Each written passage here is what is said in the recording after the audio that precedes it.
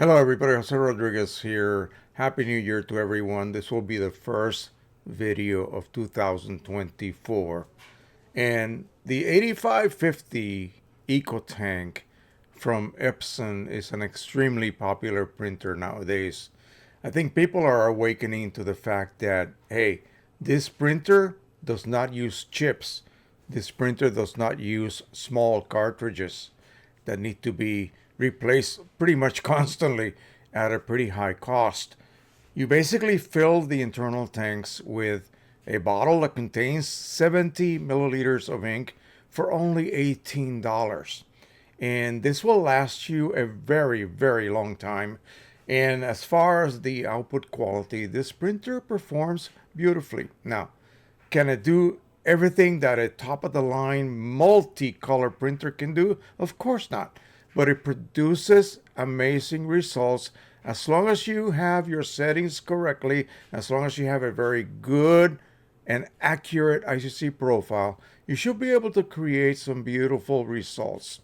The printer uses dye inks primarily, but it also adds a special type of black ink, and that is a pigment matte black ink, which then makes it truly suitable for printing on matte media, which a lot of dye ink printers basically they fail to produce that deep black you expect when you're printing on any kind of matte media, a matte, say, fine art type media, which costs a lot of money, by the way, per sheet, compared to your normal type matte media that you would use for your common photographs.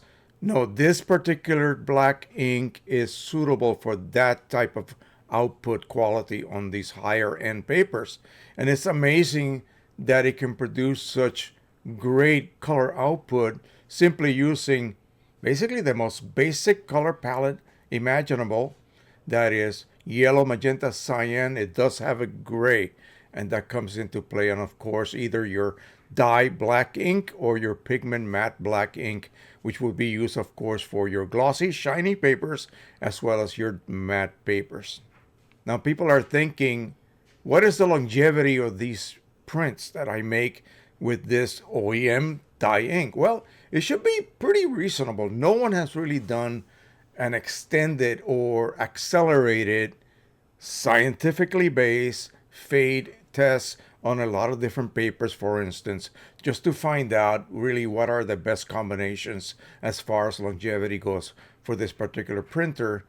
So we're waiting for that to happen. So far, I've been printing on it for about a year, and I haven't noticed any kind of fading on any of my prints so far. But of course, I'm using OEM inks. Now, there are some other third-party inks available, and in this case, I just say, listen, stop being so cheap.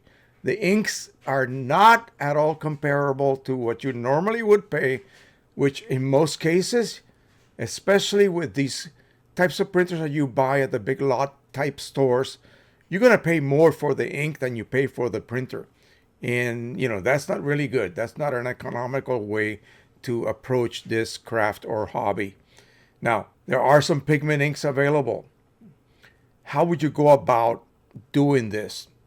Well, I recommend that you go to the pigment inks from the very beginning. In other words, rather than installing those dye inks, go ahead and purchase your set of pigment inks. Precision Colors has a set available at this point. And if you recall, about a year sort of ago, he actually demonstrated it live in one of my live streams on Sunday. And so, yes, you could go ahead and do that. Now, what are the advantages of that?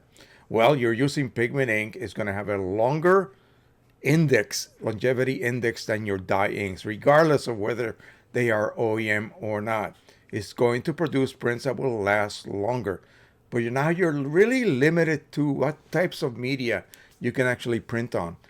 Don't even think you're going to get a very even gloss, say, on a glossy paper. It's just simply not going to happen. You're going to get gloss differential.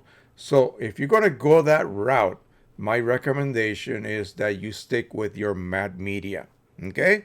Now, regardless of what you choose to do, both black channels, they have to be loaded with pigment ink. One of them will be a glossier pigment ink. It's called photo black, but it's pigment based, and one of them is going to be fully matte type ink.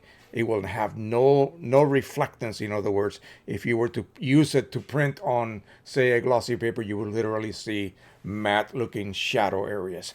So from the very beginning, you need to decide, what am I going to do with my 8550? Am I going to use it for everything? Well, if you're going to do that, then stick with your dye ink set plus your matte black ink. If you're going to print on finer art type papers that are mostly matte based, then yeah, you can go ahead and switch over to the pigment inks from the very beginning. Now, what if you decide to do this as you're using your printer? Say, for instance, with me, I have the original ink set installed. Well, what I would have to do is, with a lot of patience, as each ink tank goes down to nearly empty, I would then top it off with the pigment ink, and you'd have to do one tank at a time. You have 6 of them to deal with. So at some point, eventually, you would be dealing with pigment inks. Of course, you're going to require ICC profiles. Now, Precision Colors has created a ton of ICC profiles for their ink set for a variety of papers, quite a bit, if you ask me, especially the Red River type papers. He's got them all covered. And so you can download those profiles once you have established that you are now running on his ink set, the pigment ink set that is.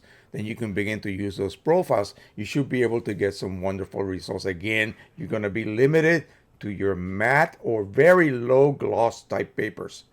You can probably get away with printing on some of the low gloss Barita type papers.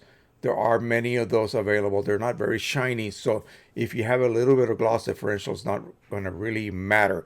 But if your results, they still kind of bother you, you're going to have to use one of these types of sprays.